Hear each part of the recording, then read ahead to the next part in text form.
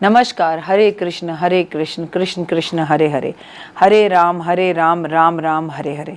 बात ही इतनी पावन करने जा रही हूँ कि राम का नाम लिए बिना ये बात हो ही नहीं सकती, मेरे कृष्ण का नाम लिए बिना ये बात हो ही नहीं सकती। नमस्कार, सुस्वागतम, वेलकम, अभिनंदन। मैं हूँ आपके साथ आपकी अपनी होस्ट डॉक्टर वाई राखी। आपका स्वागत अभिनंदन करती हूँ आपके, मेरे और माता रानी के इस खूबसूरत से यूट्यूब चैनल पर कैसा है मेरा संसार। जगन्नाथ रथ यात्रा 16 जुलाई गुरुवार के दिन आज हम इस विषय पर बात करेंगे, इस बड़ी महायात्रा पर बात करेंगे।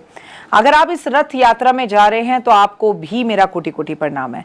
आपका जीवन खुशियों भरा और आपके जीवन में कभी किसी चीज की कोई कमी न रहे। उड़ीसा में स्थित जगन्नाथ धाम 4 धाम में से एक है। हर साल उड़ीसा की पुरी में स्थित जगन्नाथ धार्मिक धाम यात्रा रथ यात्रा का आयोजन किया जाता है। हम सब जानते हैं इस यात्रा के बारे में। लाखों करोड़ों श्रद्धालु देश और विदेश से इस यात्रा का हिस्सा बनने आते हैं और जगन्नाथ यात्रा करने का मन मेरा पिछले 1 साल से कर रहा है। आपको पता है कि मैं अपने 4 धाम पूरे कर चुकी हूँ, जगन्नाथ जी की यात्रा मैं कर चुकी हूँ, लेकिन फिर से पता नहीं क्यों, जैसे पुरी मुझे अपने पास बुला रहा है, जैसे कि उड़ीसा मुझे अपने पास बुला रहा है कि आप आइए और हमसे आकर मिलिए। जगन्नाथ रथ यात्रा के दौरान भगवान जगन्नाथ अपनी बहन सुभद्रा और भाई बलराम के साथ बड़े बड़े रथों पर सवार होकर, अपने अपने रथों पर सवार होकर जगन्नाथ मंदिर से गुंडीचा मंदिर तक जाते हैं। इस साल जगन्नाथ की रथ यात्रा का आयोजन 16 जुलाई को किया जाएगा और 24 जुलाई तक ये उत्सव मनाया जाएगा। जगन्नाथ धाम में हर साल रथ यात्रा शामिल होने के लिए करोड़ों लोग पहुंचते हैं। अगर आप भी हैं उनमें से तो आपको मेरा कोटि कोटि प्रणाम। जगन्नाथ रथ यात्रा का महत्व और तारीख। जगन्नाथ रथ यात्रा के दौरान भक्त रथों की रस्सी को खींचकर भगवान की सेवा करने का सौभाग्य प्राप्त करते हैं। ऐसा कहा जाता है कि इस यात्रा में जो व्यक्ति सच्चे मन से शामिल हो उसे इसका इतना पुण्य प्राप्त होता है। ऐसी मान्यता है कि रथ की रस्सी खींचने अनजाने में किए हुए पापों की भी मुक्ति मिल जाती है। साथ में इस यात्रा को करने से व्यक्ति को भगवान से जुड़ाव भी महसूस होता है, उसकी शक्ति का अनुभव होता है।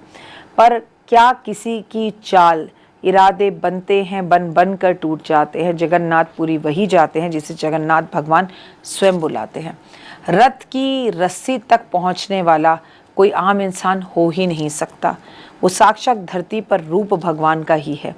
जगन्नाथ तक पहुंचकर भी लोग रस्सी तक नहीं पहुंच पाते हैं। जगन्नाथ रथ नंदी घोष, भगवान जगन्नाथ रथ नंदी घोष के नाम से जाना जाता है और इस रथ यात्रा का सबसे प्रमुख रथ माना जाता है। इस रथ में कुल 16 पहिए होते हैं जो इसे भव्य और विशेष बनाते हैं। इसके निर्माण में लगभग 332 लकड़ी के टुकड़ों का इस्तेमाल किया जाता है जो कि इसकी प्राचीन परंपरा और शिल्प कला को दर्शाते हैं। इस रथ की ऊंचाई लगभग 45 फीट होती है जिससे ये दूर से ही आकर्षित दिखाई देता है और आप इसे दूर से खड़े खड़े भी देख सकते हैं। रथ को लाल और पीले रंगों से सजाया जाता है जो कि ये बताता है कि जो शोभा का और शुभता का और एनर्जी का प्रतीक माना जाता है। रथ के ऊपरी हिस्से में हनुमान जी और नरसिंह भगवान के प्रतीक के चिन्ह को अंकित किया जाता है जो कि इसकी धार्मिक महत्वता को और भी बढ़ा देता है। परंपराओं के अनुसार ये रथ सबसे पीछे चलता है। रथ यात्रा में जो आध्यात्मिक संदेश है वो क्या है पता है? सभी लोग भगवान के सामने सम्मान है, भक्ति में कोई भेदभाव नहीं होता।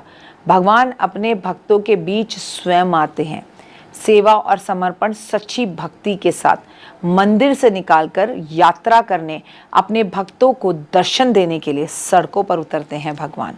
रथ यात्रा का प्रसाद खिचड़ी, पूरी की सब्जी, मिठाई, फल और भगवान बलराम रथ से जुड़ी हुई कुछ ज़रूरी जानकारी भी आपको दे दूं। जगन्नाथपुरी एक ऐसी जगह है जहां पर एकादशी वाले दिन भी चावल खाए जाते हैं। भगवान बलभद्रा यानी कि बलराम जी के रथ का नाम ताल ध्वज है। इस रथ के 14 बड़े पहिए होते हैं। इस रथ की ऊंचाई 44 फीट होती है। इस रथ के नीले रंगों से सजाया जाता है। जगन्नाथ रथ यात्रा के दौरान बलराम जी का रथ यात्रा के दौरान सबसे आगे चलता है। देवी सुभद्रा के रथ से जुड़ी हुई जरूरी जानकारी भी अब आपको दे दूं। देवी सुभद्रा का रथ का नाम है दर्पदलन। जी हाँ, दर्पदलन। इस रथ में कुल 12 पहिए होते हैं। रथ की ऊंचाई जो होती है वो 43 फीट होती है। इस रथ को काले रंग से सजाया जाता है। जगन्नाथ रथ के दौरान देवी सुभद्रा का रथ बलराम और जगन्नाथ जी के रथ के बीच में चलता है। आगे भाई, पीछे भाई, बीच में हमारी प्यारी सी बहना। है ना कितना खूबसूरत सा ये रथ यात्रा। अगर आप इस रथ यात्रा पर जा रहे हैं तो मुझे वीडियो कॉलिंग कर कर दर्शन ज़रूर कराइएगा। अगर आप जगन्नाथपुरी से हैं और मेरे परिवार का हिस्सा हैं, मेरे संसार का हिस्सा हैं, तो मुझे प्रसाद भी भेजिएगा। आपकी वीडियो कॉल का मैं इंतज़ार करूंगी। कमेंट्स में जय माता दी, हर हर महादेव। प्रभु रक्षा करना, दया करना, कृपा करना। देवगुरु बृहस्पति अतिचारी हैं। देवगुरु बृहस्पति अतिचारी होने के साथ साथ अस्त और वक्री होने भी जा रहे हैं। हालांकि वो अगस्त तक अस्त रहेंगे। मैं आपको ये बता दूं कि जब ये रथ यात्रा चलेगी उस समय पर हमें भगवान विष्णु की आराधना अर्चना ज़रूर करनी चाहिए। हर कोई जगन्नाथपुरी नहीं जा सकता, लेकिन जब तक ये यात्रा चल रही है, जब तक अगर अपने घर में अखंड घी का दीपक आप जला सकें तो ज़रूर जलाएं। लेकिन क्योंकि इस बार धार्मिक उत्पतांग हो सकते हैं, धार्मिक घटनाएं हो सकती हैं, इसलिए अगर आप यात्रा पर जा रहे हैं तो प्लीज़ अपना बहुत ध्यान रखें और अपने साथ लोगों का भी ध्यान रखें। कब से कब तक अखंड दीप जलाना है? 16 जुलाई से 24 जुलाई तक। कमेंट्स में जय माता दी।